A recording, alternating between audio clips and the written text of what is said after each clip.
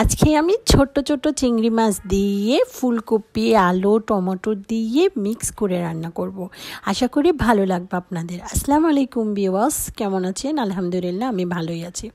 আমি প্রথমে পেঁয়াজ কাঁচামরিচ একটু ভালো করে ভেজে নিলাম। এরপরে হলুদের গুঁড়া, মরিচের গুঁড়া, লবণ, একটু মশলা, ওই জিনিসটা আমার স্কিপ হয়ে গেছে। এখন একটু পানি দিব, তারপরে নেড়ে চেড়ে মশলাটা প্রথমে একটু কষিয়ে নিব। মশলাটা যখন আমার কষানো হয়ে যাবে, তারপরে ওই সবজিগুলো ওইখানে দেব। সবজি ওইখানে দেওয়ার পরে আর একটু ভালো করে সবজিটা কষিয়ে নিব।